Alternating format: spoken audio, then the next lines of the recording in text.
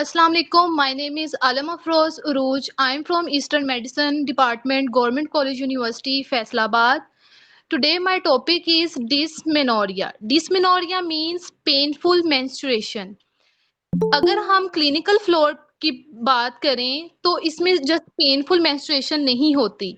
इसमें abdomen pain होती है, क्रैम्पी लोअर एब्डोमिनल पेन होगा ड्यूरिंग मेंस्ट्रुएशन और ये जो पेन होगी वो रेडिएट करेगी towards back and towards leg. इसी के साथ-साथ और भी बहुत सारे associated features and sign and symptoms इसमें इन्वॉल्व होते हैं, लाइक कोई gastrointestinal, cardiovascular and neurological symptoms और उसके साथ-साथ जनरल मेलेज लाइक जनरल जो बॉडी फटीग होती है, वीकनेस होती है, वो भी इसमें इन्वॉल्व होती है। गैस्ट्रोइंटेस्टाइनल में आ जाता है नोज़िया एंड वोमिटिंग। अगर एब्डोमिनल पेन जो है, लोअर एब्डोमिनल पेन उसकी इंटेंसिटी हाई होगी तो उसके साथ-साथ पेशेंट को नोज़िया एंड वोमिटिंग भी होगी ड्यूरिंग मेंस्ट्रुएशन। तो डिस्मेनोरिया 2 टाइप का होता है, एक प्राइमरी डिस्मेनोरिया और एक सेकेंडरी डिस्मेनोरिया और इन्हीं को ही आज हमने थोड़ा-सा डिस्कस करना है। प्राइमरी डिस्मेनोरिया कहते हैं कि अगर आपके पास पेशेंट कोई आती है और आप उसको जब उसकी हिस्ट्री लेते हैं और प्रॉपर एग्जामिनेशन करते हैं और जब आपका उसमें कोई भी आपको पेल्विक पैथोलॉजी नहीं मिलती, मतलब कोई भी उसको अंडरलाइंग डिजीज नहीं है और समझ नहीं आ रहा कि उसका क्या कॉज है, इट मीन्स कि उसको प्राइमरी डिस्मेनोरिया है। क्योंकि प्राइमरी डिस्मेनोरिया जो होता है इसमें कोई भी ऑर्गेनिक पेल्विक पैथोलॉजी नहीं होती, एब्सेंट होती है पैथोलॉजी इसके अंदर और ये ज़्यादातर टारगेट बनाता है यंग फीमेल्स को। जो यंग फीमेल्स होती हैं आफ्टर द मेनार्की, उनकी मेनार्की के बाद का जो फर्स्ट ईयर होता है, ज़्यादातर ये उन फीमेल्स को इफ़ेक्ट करता है उस टाइम पीरियड में। और ये चूँकि टीनेजर्स में ज़्यादातर होता है तो इसमें 72% जो फीमेल्स होती हैं वो ज़्यादातर इफ़ेक्ट होती हैं और रिसर्च एक हुई है और उसके अकॉर्डिंग देखा गया है कि 3 टू 10% फीमेल्स ऐसी होती हैं जिनको सीवियर डिस्मेनोरिया होता है। इतनी उनको वो पेन फुल वो होता है मेंस्ट्रुएशन कि जिसकी वज़ह से उनकी जो स्कूल की और कॉलेज की जो एक्टिविटीज़ होती हैं, डेली लाइफ़ रूटीन की जो एक्टिविटीज़ होती हैं, वो उनकी डिस्टर्ब हो रही होती हैं। अलबत्ता जो 72% टीनेजर्स को जो हो रहा होता है वो इतना नहीं होता सीवियर कि उनकी जो डेली लाइफ रूटीन को इफ़ेक्ट करे। अगर आप इनमें फीमेल्स को देखेंगे हिस्ट्री लेंगे तो इनमें आपको ऐसी गर्ल्स की हिस्ट्री मिलेगी जिनमें उनकी मदर को और उनकी सिस्टर्स को भी ये प्रॉब्लम होगा। तो चूँकि प्राइमरी डिस्मेनोरिया में कोई भी पैथोलॉजी नहीं होती, तो बहरहाल इसका लाइन ऑफ ट्रीटमेंट जो होगा चूँकि वो कॉज़ डायरेक्टेड ही होता है, तो कॉज़ की अगर बात करें इसके हम कुछ तो इसमें कुछ थ्योरीज़ बयान की गई हैं कि मेबी ये पॉसिबिलिटी हो सकती है जिसकी वजह से प्राइमरी डिस्मेनोरिया हो पेशेंट को। तो इसमें एक तो थ्योरी ये पेश की गई कि जो यूट्रस की जो कंट्रैक्टिलिटी है वो ज़्यादा हो जाती है तो हाइपर एक्टिविटी ऑफ यूट्राइन उसकी वजह से ये हो सकती है पेन ड्यूरिंग मेंस्ट्रुएशन जिसे हम डिस्मेनोरिया का नाम दे रहे होते हैं और इसे हम मेडिकल टर्म में मायोमीट्रियल हाइपर एक्टिविटी कहते हैं। तो एक तो ये थ्योरी पेश की गई, दूसरी थ्योरी पेश की गई कि मेबी जब यूट्राइन कॉन्ट्रैक्शंस इंक्रीज़ हो जाती हैं, तो उसके दौरान ही जो यूट्रस की तरफ ब्लड फ्लो है, वो डिक्रीज़ कर जाता है, जिसकी वजह से इस्केमिक टाइप पेन पेशेंट को हो सकती है। नंबर 3 पे जो थ्योरी पेश की थी, वो थी अकॉर्डिंग टू प्रोस्टाग्लैंडिन्स। जब एक जो डिस्मेनोरिक वुमन थी, उसके जब मेंस्ट्रुएशन फ्लूइड को अंडर माइक्रोस्कोप उसको एग्ज़ाम किया गया, तो उसके अंदर प्रोस्टाग्लैंडिन्स की कंसंट्रेशन बहुत ज़्यादा हाई उनको मिली और प्रोस्टाग्लैंडिन उसमें कौन-कौन से हाई मिले थे, एक तो पीजीएफ2 अल्फा और पीजीई2। तो ये 2 जो प्रोस्टाग्लैंडिन थे, इनकी कंसंट्रेशन बहुत हाई मिली एक डिस्मेनोरिक फीमेल के अंदर। और इसमें उन्होंने फर्दर स्टडी किया और देखा कि जो एफ2 अल्फा जो होता है प्रोस्टाग्लैंडिन, ये बेसिकली स्टिम्युलेट करता है मायोमीट्रियल कॉन्ट्रैक्टिलिटी को जो कि असल में हाइपर एक्टिव करता है यूट्राइन कॉन्ट्रैक्शंस को। उसके अलावा पीजीएफ2 अल्फा वेज़ोकंस्ट्रिक्टर भी होता है, तो जब ये वेज़ोकंस्ट्रिक्शन कॉज़ करेगा यूट्राइन जो ब्लड वेसल्स हैं उनकी, तो उसकी वजह से इस्केमिक टाइप पेन पेशेंट को होती है। और जो पीजीई2 था वो जो नर्व एंडिंग्स होती हैं वहाँ पर उनको हाइपर सेंसिटिव कर देती हैं, उनकी सेंसिटिविटी को इंक्रीज़ कर देती हैं, जिसकी वजह से पेशेंट को पेन होती है। और ये थ्योरी जो थी इसको इस तरह से साबित किया गया कि जब इस तरह के पेशेंट्स में जिनमें प्रोस्टाग्लैंडिन लेवल ज़्यादा था, कंसंट्रेशन हाई थी, तो जब उनको प्रोस्टाग्लैंडिन सिंथेटेज़ इन्हिबिटर्स दिए गए, ऐसी ड्रग्स जो प्रोस्टाग्लैंडिन की सिंथेसिस को कम कर देती हैं, तो उनमें देखा गया कि उनमें जो ब्लड फ्लो था यूट्रस की तरफ वो भी नॉर्मल हो गया। उनमें देखा गया कि यूट्राइन कॉन्ट्रैक्शंस जो थी, जो यूट्रस की हाइपर एक्टिविटी थी, वो भी स्लो डाउन हो गई, वो भी कम हो गई। और उसके साथ-साथ प्रोस्टाग्लैंडिन की कंसंट्रेशन भी जो थी उनकी मेंस्ट्रुएशन के दौरान वो भी कम होगी फ्लूइड के अंदर। तो ये एक हद तक इसको माना गया कि मेबी प्रोस्टाग्लैंडिन ही जो है वो कॉज़ कर रहा है प्राइमरी डिस्मेनोरिया को। लेकिन स्टिल अभी इसके पीछे कोई इतनी वो सॉलिड रीज़न्स और कोई सॉलिड टेस्ट वग़ैरह नहीं है, तो इसलिए हम इसको ज़्यादातर इडियोपैथिक ही कहते हैं, मतलब कोई जिसकी कोई कॉज़ हमें नहीं पता होती। उसके अलावा प्राइमरी डिस्मेनोरिया में देखा गया काफ़ी हद तक जो ओवेरियन हार्मोन्स होते हैं, ये भी अफ़ेक्ट कर रहे होते हैं आपके जो यूट्राइन प्रोस्टाग्लैंडिन की कंसंट्रेशन को भी और मायोमीट्रियल कंट्रैक्टिलिटी को भी। उसके अलावा ऐसी फीमेल्स जिनमें अगर कोई सर्वाइकल स्टेनोसिस है या फिर कोई यूट्राइन एब्नॉर्मैलिटी है, तो उसकी वजह से भी प्राइमरी डिस्मेनोरिया हो सकता है। उसके अलावा वेसोप्रेसिन एक हार्मोन होता है और ये भी असल में जो एक डिस्मेनोरिक वुमन है, उसके जो मेंस्ट्रुअल जो फ्लूइड है, उसमें उसकी कंसंट्रेशन को ज़्यादा देखा गया है। एक रीज़न ये भी बयान की जाती है कि मेबी वेसोप्रेसिन हार्मोन के इंक्रीज़ कर जाने की वजह से ऐसी फीमेल्स में ज़्यादा क्रैम्पी पेन होती है। उसके अलावा इनमें इन फीमेल्स में साइकोलॉजिकल फैक्टर्स भी बहुत इम्पोर्टेंट होते हैं, बहुत ज़्यादा एसोसिएट करते हैं इनमें, जो डिस्मेनोरिक वुमेन्स होती हैं। लेकिन इसमें ये बता पाना कि इसको डिस्मेनोरिया की वजह से साइकोलॉजिकल सिम्पटम्स आ रहे हैं, मतलब एंग्ज़ायटी और डिप्रेशन एंड मूड स्विंग्स वगैरह, या फिर ये इनकी वजह से डिस्मेनोरिया है, तो इसको भी रूल आउट करना बहुत ज़रूरी होता है। और इसके लिए हमें डिटेल हिस्ट्री लेनी चाहिए और पेशेंट की प्रॉपर काउंसलिंग करनी चाहिए। अगर हम बात करें सेकेंडरी डिस्मेनोरिया की, जो कि सेकंड टाइप है डिस्मेनोरिया की, तो इसमें क्या होता है, इसमें जब आपके पास जो फीमेल्स आती हैं वो ओल्ड एज होती हैं अबव 40 इयर्स, और इनमें आपको कोई ना कोई अंडरलाइंग पैथोलॉजी ज़रूर मिलेगी। और इनके पॉसिबल कौन-कौन से कॉजेज़ हो सकते हैं, कोई भी कंजेनिटल एब्नॉर्मैलिटी हो सकती है इनमें, और कोई भी एक्वायर्ड कंडीशन की वजह से भी ये हो सकता है।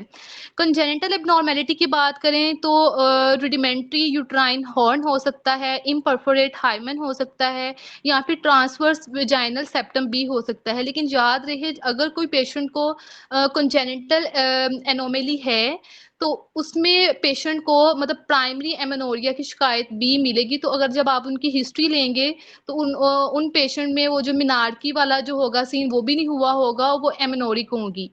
तो इनको आपने लाज़मी देखना होता है।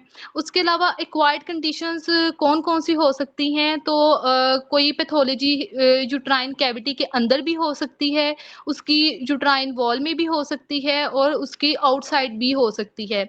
अगर हम बात करें विदिन द यूट्राइन कैविटी, तो कोई एंड्रोमेट्रियल पॉलिप हो सकता है, इंट्रायूट्राइन कंट्रासेप्टिव डिवाइस हो सकते हैं, जो कॉज़ करते हैं डिस्मेनोरिया को।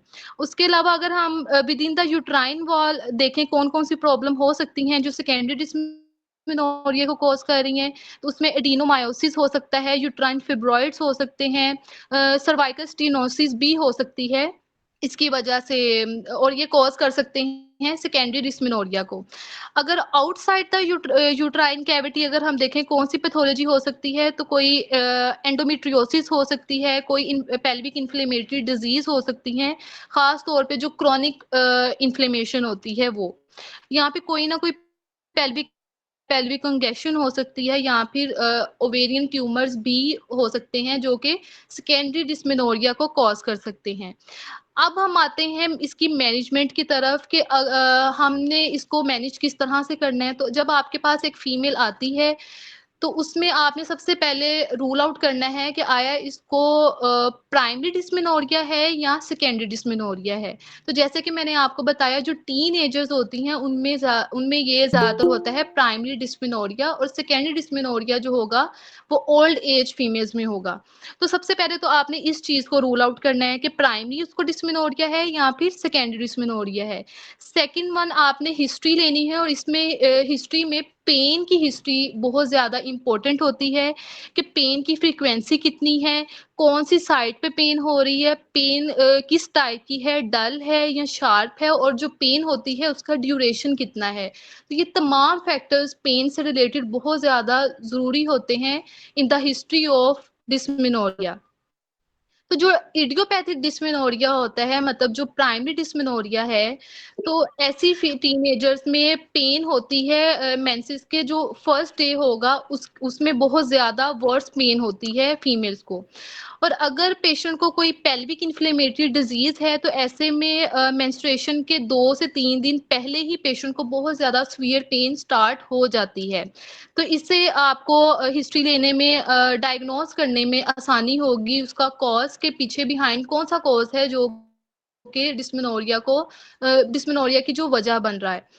तो अगर तो फीमेल आपको कहती है कि मेंस्ट्रुएशन से 2-3 दिन पहले बहुत ज़्यादा सीवियर पेन शुरू हो जाती है, इट मीन्स कि उसको कोई ना कोई इन्फ्लेमेशन है, तो वो पेल्विक इन्फ्लेमेटरी डिजीज में आ जाएगा।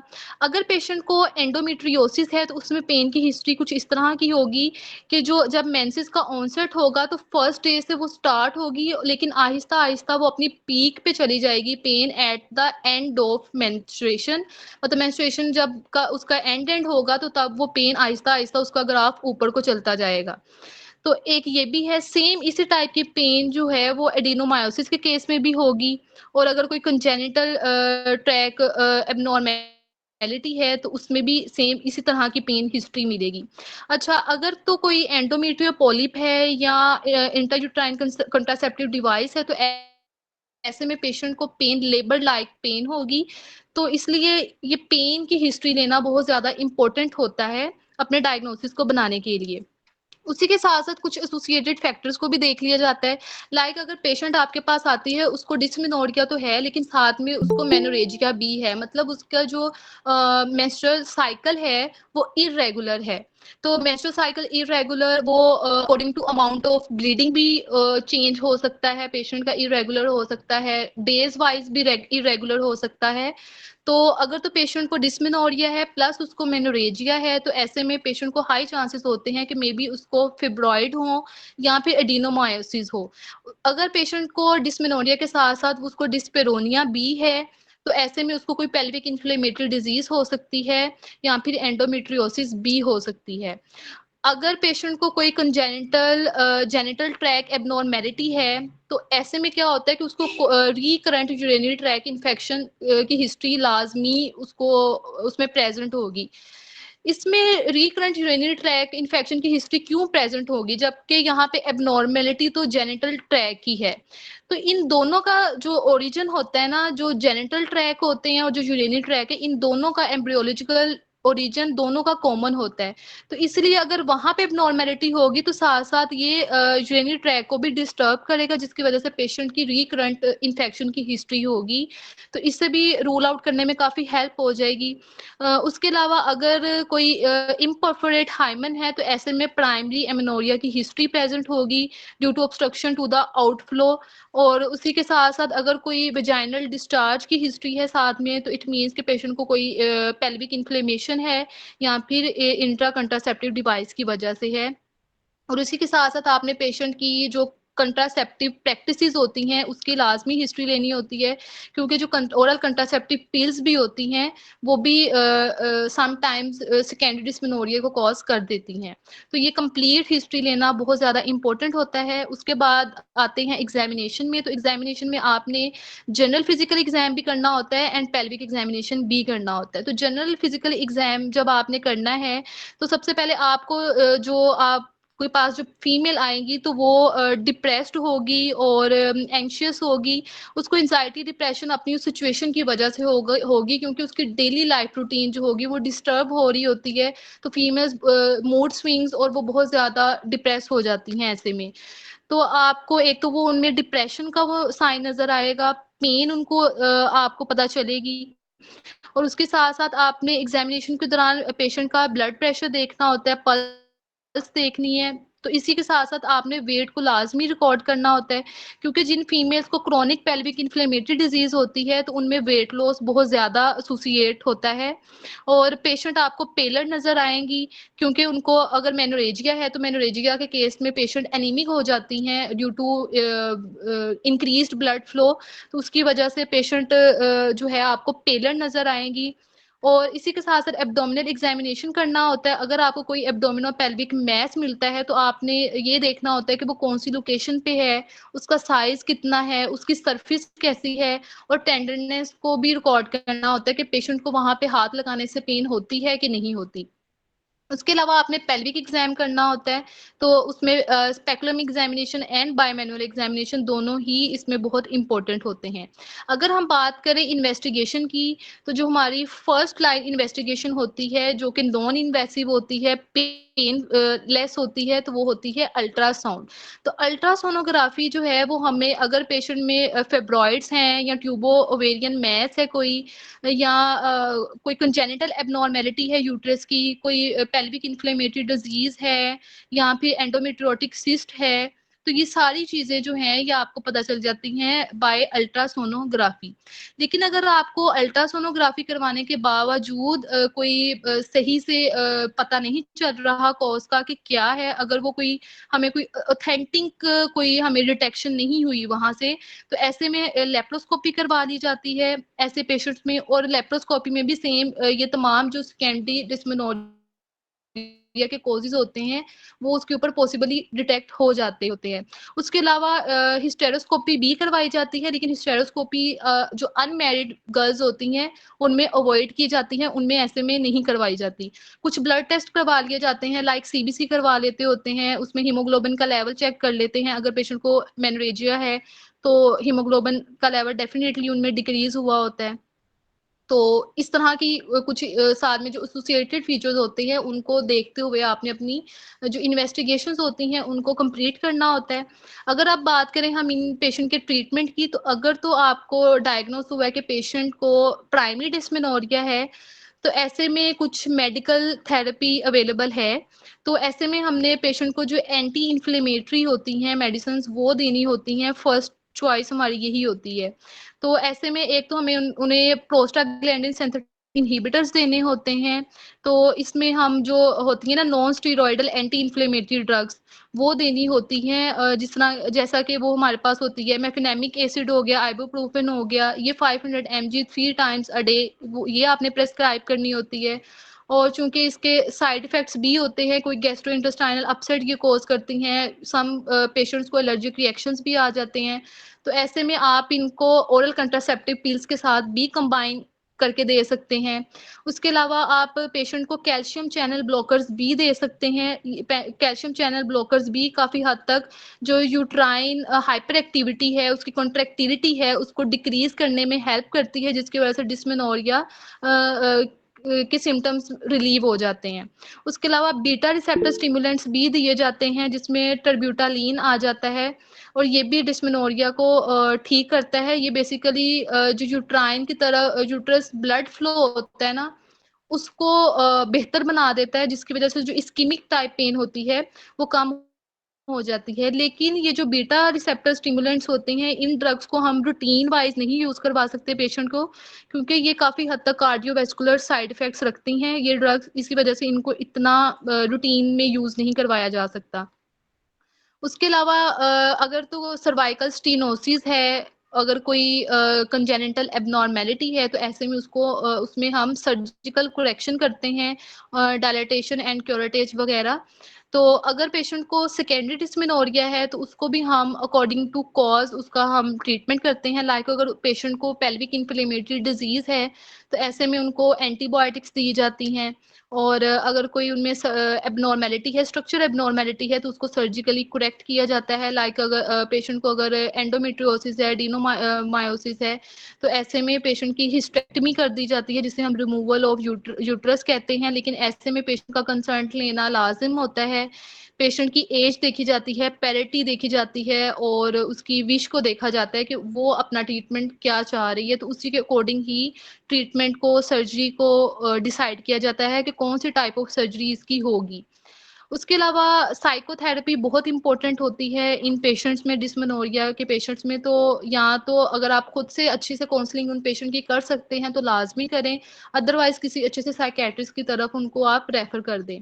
अगर हम बात करें कुछ हर्बल ट्रीटमेंट की, तो इसमें जो कैमोमाइल टी जो है वो बहुत ज़्यादा इसमें इफ़ेक्टिव होती है।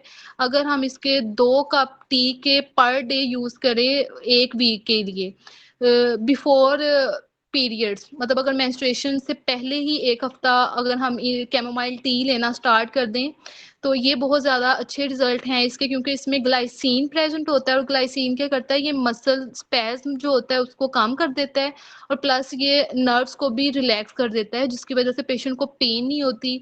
उसके अलावा आप फनल सीड्स को भी यूज़ करवा सकते हैं। और फनल सीड्स किस तरह से यूज़ करने होते हैं कि जब पीरियड्स स्टार्ट हो जाते हैं, तो 3 mg जो इसके जो होते हैं ना फनल एक्सट्रैक्ट, वो लेना होता है, और 4 टाइम्स अ डे इसको यूज़ करना होता है फॉर 3 डेज।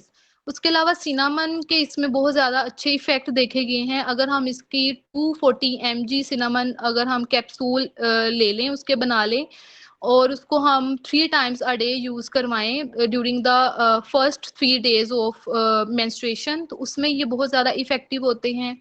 जिंजर के बहुत ज़्यादा अच्छे इसमें इफेक्टिव हैं। अगर 250 mg हम जिंजर पाउडर को यूज़ करवाएं 4 times a day for 3 days, तो ये हेल्प करता है पेन को रिलीव करने में। असल में ये क्या करता है कि इन्फ्लेमेशन को काफ़ी हद तक कम कर देता है।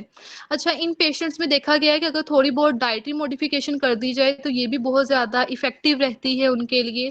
तो ऐसे में आप पेशेंट को पपाया का इस्तेमाल करवा सकते हैं। Papaya basically rich in vitamins होता है। ब्राउन राइस यूज़ कर सकते हैं पेशेंट, उसमें ब्राउन राइस में विटामिन B6 होता है, जो बेसिकली जो एब्डोमिनल ब्लोटिंग होती है उसको ये रिड्यूस कर देता है, और पेशेंट के सिम्टम्स बेहतर हो जाते हैं। आप इसमें वॉलनट्स और आलमंड, पम्पकिन्स वगैरह, ये सीड्स आप यूज़ करवा सकते हैं, क्योंकि इनमें मैग्नीज होता है, और मैग्नीज क्या करता है, जो एब्डोमिनल क्रैम्प्स होते हैं उसको ईज करता है, उसको कम करता है।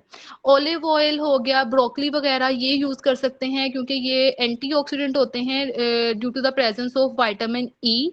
Chicken, fish, green leafy vegetables वगैरह ये इस्तेमाल करवाएं, क्योंकि ये आयरन रिच होती हैं ये डाइट हमारी। और चूंकि इन पेशेंट्स में ये काफ़ी हद तक एनीमिया भी होता है, तो ये उसको क्योर करेगा। उसके अलावा आप फ्लैक्स सीड्स दे सकते हैं, और फ्लैक्स सीड्स में ओमेगा 3 होता है, जो कि जिसकी एंटीऑक्सीडेंट प्रॉपर्टीज़ होती हैं, और ये रिड्यूस करेगा स्वेलिंग को भी और इन्फ्लेमेशन को भी। बोरॉन जो कि एक मिनरल होता है और हेल्प आउट करता है आपकी बॉडी को कैल्शियम और फास्फोरस की एब्जॉर्प्शन में, तो ये मिनरल बहुत ज़्यादा इम्पोर्टेंट है इसके ट्रीटमेंट में, डिस्मेनोरिया के ट्रीटमेंट में। और ये प्रेजेंट होता है एवोकेडोस में, पीनट बटर में, प्रून्स में, और चिकन पीस, बनानास वगैरह में ये बोरॉन प्रेजेंट होता है। तो अगर हम इन चीज़ों का भी इंटेक करेंगे तो पेशेंट का डिस्मेनोरिया बेहतर होगा, और उसके जो मेंस्ट्रुअल क्रैम्प्स हैं वो ख़त्म होंगे उसके। और इसी के साथ साथ हीटिंग पैड्स भी यूज़ किए जा सकते हैं। तो उसके अलावा जो एक्सरसाइज जो होती है ये ड्यूरिंग मेंस्ट्रुएशन और उसके बिल्कुल मेंस्ट्रुएशन से बिल्कुल पहले या बिल्कुल बाद में, यहाँ पे तो नहीं रेकमेंड की जा सकती। लेकिन ओवरऑल अगर पूरे मंथ अगर एक फीमेल का हेल्दी लाइफस्टाइल है, वो अच्छी डाइट ले रही है और वो एक्सरसाइज रेगुलरली कर रही है, तो बहुत ज़्यादा इसके देखे गए हैं। योगा के भी इफेक्ट इसमें देखे गए हैं डिस्मेनोरिया में बहुत अच्छे। So this is all about my today's lecture. Thank you so much. जज़ाकल्लाह।